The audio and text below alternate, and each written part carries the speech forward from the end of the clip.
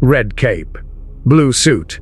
You dress like a flag, Kal-El. How wonderfully symbolic. The alien who became more American than most Americans. I've read about your adoptive parents, their farm, their values.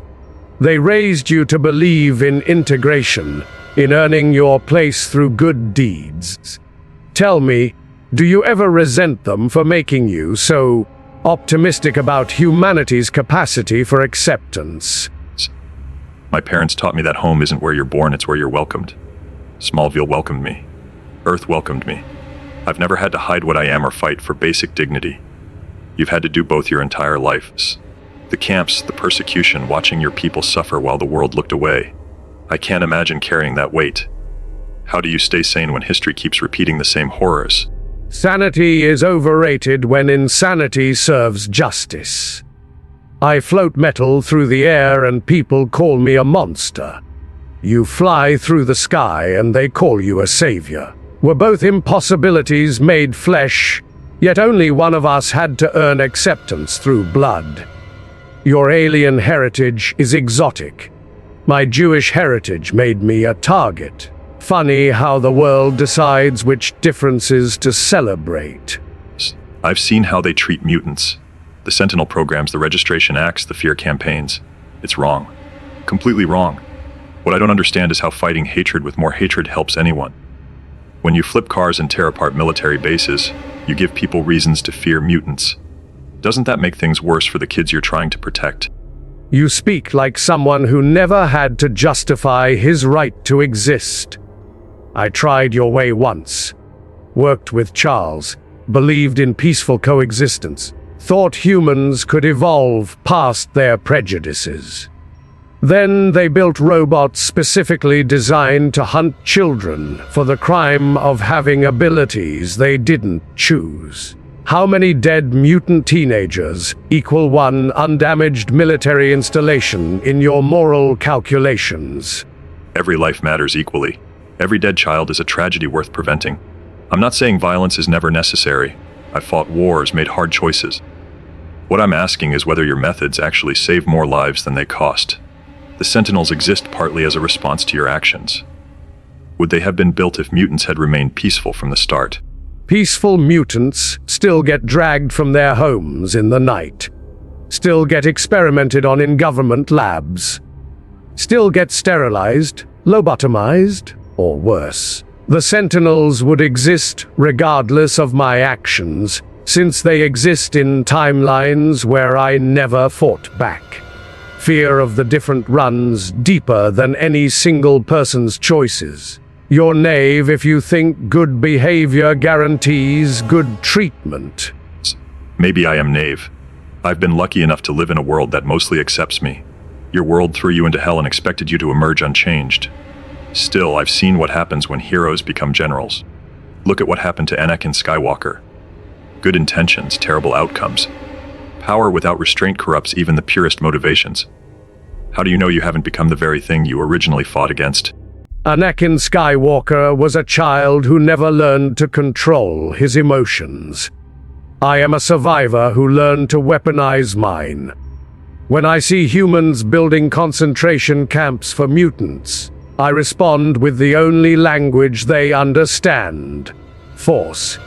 You float above it all, literally and figuratively, dispensing wisdom about restraint while others die for your principles. Easy to be philosophical when you're bulletproof.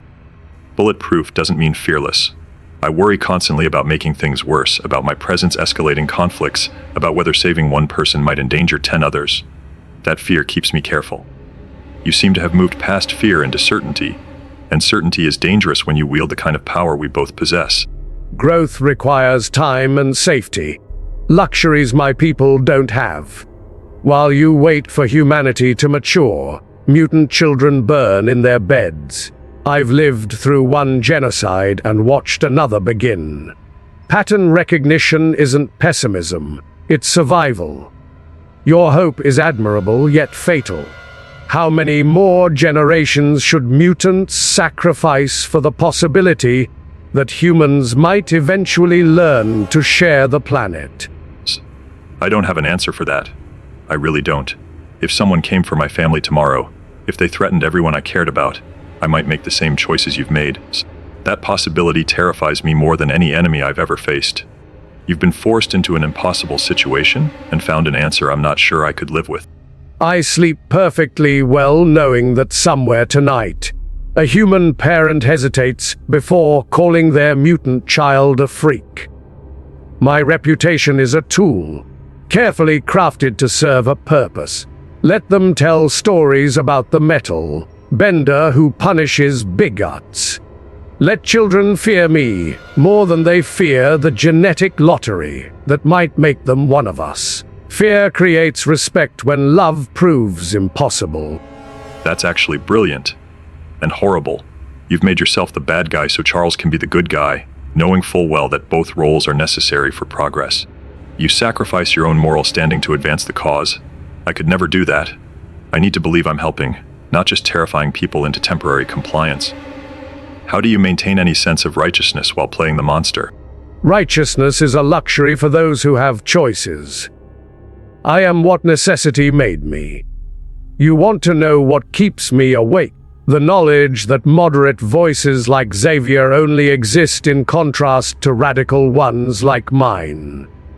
Without the threat I represent, humans would dismiss his peaceful overtures entirely. I am the storm that makes his sunshine seem reasonable. My extremism creates space for his moderation. You've turned yourself into a martyr for a cause that requires you to be hated. That takes a kind of strength I'm not sure I possess. I keep thinking about what you said, that I float above it all while others die for my principles. You're not wrong.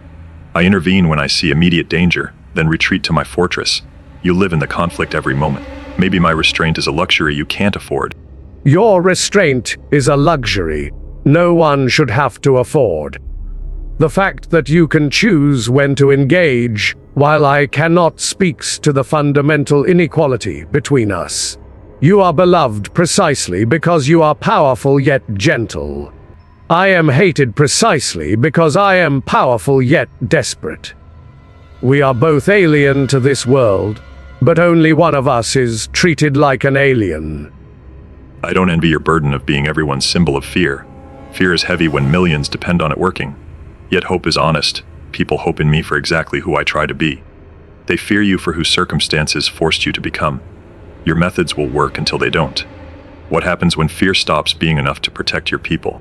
Then I escalate until it works again. Fear is renewable, hope is finite. Your righteousness will fail them eventually, Kal-El. When it does, they'll turn on you like rabid dogs and demand someone like me to clean up the mess. Then you'll understand why I chose fear over love from the beginning. I'd rather fall trying to lift people up than succeed by keeping them down. Your way works, Eric. I can see that. It just works by making the world a little darker, a little more afraid, a little less willing to trust. When you win through fear, everybody loses something they can't get back.